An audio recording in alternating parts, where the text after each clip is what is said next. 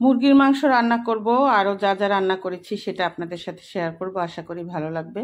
তো মাংসটা রান্নার জন্য চুলাতে আমি প্যান বসিয়ে তেল দিয়ে কিছু মেথি দিয়ে দিলাম বাগারে, আর হচ্ছে তেজপাতা, দারচিনি, এলাচ দিলাম। দিয়ে এর মধ্যে পেঁয়াজ দিয়ে দিচ্ছি। পেঁয়াজটা একটু বেশি করেই দিব, আর মাংসটার ঝোলটা একটু গ্রেভি করে রান্না করব। আপনারা চাইলে বাটা পেঁয়াজও দিতে পারেন, আমি পেঁয়াজ কুচি দিয়েছি। তো পেঁয়াজটাকে 2-3 মিনিটের মতো ভেজে নিচ্ছি। এরপর এর মধ্যে লবণ দিয়ে দেব। লবণটা দিলে পেঁয়াজটা একটু নরম নরম হবে। তো লবণটা দিয়ে পেঁয়াজটা আর একটু ভেজে নিচ্ছি।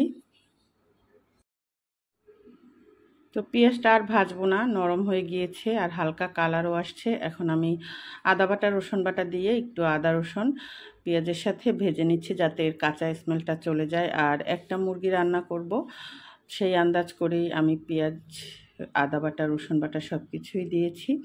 তো রসুনটা ভাজা হয়ে গেলে এর মধ্যে হলুদের গুঁড়া দেব। হলুদের গুঁড়াটা একটু তেলের মধ্যে ভেজে নেব।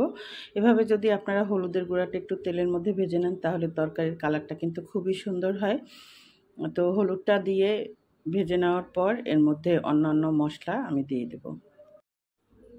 ধনিয়ার গুঁড়া, জিরার গুঁড়া, মরিচের গুঁড়া দেওয়ার আগে আমি একটু পানি দিয়ে নিয়েছি। এরপর স্বাদ মতো মরিচের গুঁড়া আর সামান্য ধনিয়া জিরার গুঁড়া দিয়ে মশলাটাকে আমি ভালোভাবে কষিয়ে নেব। আর অন্য একটা ফ্রাই প্যানে, অন্য চুলাতে আমি আলু দিয়ে মুরগির মাংসটা রান্না করব। আলুটাও একটু ভেজে নেব হলুদের গুঁড়া আর লবণ দিয়ে। তো আলুটা দেখা যায় হালকা যখন কালার হবে তখন আমি এটাকে তুলে ফেলবো। আর এই ভাজাতেই আলুটা হাফ সিদ্ধ হয়ে যাবে। আর মশলাটা কষানো হয়ে গেছে, এখন আমি এর মধ্যে মাংসটা দিয়ে দেব। মাংসটা আগে থেকে ধুয়ে পানি ঝরিয়ে রেখেছি।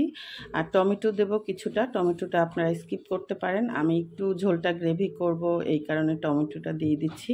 আর টমেটো দিলে মুরগির মাংসের স্বাদটা, বা গরুর মাংসও দিতে পারেন, একটু স্বাদটা আমার কাছে অন্যরকম লাগে। আর যেহেতু মেথিদা, এর স্মেলটা খুবই সুন্দর, খেতেও কিন্তু খুবই মজা হয়েছিল। তো মুরগির মাংসটা আমি দিয়ে দিয়েছি। এখন মুরগির মাংসটাকে আমি 10-15 মিনিটের মতো কষিয়ে নিব। তো কষানো হয়ে গেলে আমি এর মধ্যে আলু দিয়ে আরও 5 মিনিটের মতো কষিয়ে নেব। তারপরে এর মধ্যে পানি অ্যাড করব। একটু ঝোল রান্না করব, কিন্তু ঝোলটা অনেক গ্রেভি হবে। তো কষানো হয়ে গেলে পরিমাণ মতো পানি দিয়ে এটাকে রান্না করে তুলে ফেলবো। আর এর সাথে আরও কি কি রান্না করেছি সেটাও আপনাদের সাথে শেয়ার করছি। এর সাথে ছিল গুঁড়া মাছ, আর হচ্ছে টমেটো ভর্তা বানিয়েছি। আর গুঁড়া মাছটা আমি টমেটো দিয়েই একটু মাখা মাখা ঝোল রেখে রান্না করেছি। আর চিংড়ি মাছ দিয়ে কুমড়া রান্না করেছি, মিষ্টি কুমড়া একটু ঝোলঝোল করে রান্না করেছি। আর ভর্তাটা কিন্তু খুবই টেস্ট হয়েছিল। আজকের সবগুলো খাবারই অনেক ভালো হয়েছে। আর মুরগিটাও রান্না কমপ্লিট হয়ে গেছে। যে দেখতে কেমন হয়েছে একটু দেখে নিতে পারেন, খুবই সুন্দর কালারটা আসছে। আর এটা কিন্তু হলুদটা তেলে ভাজার কারণেই আসছে। আর আজকের মতো সবগুলো রান্নাই কমপ্লিট হয়ে গেছে। আজকে সবগুলো তরকারি খুবই মজার ছিল। ভিডিওটা যদি ভালো লাগে ফুল ভিডিওটা দেখবেন, আর বেশি বেশি করে কমেন্টস করবেন।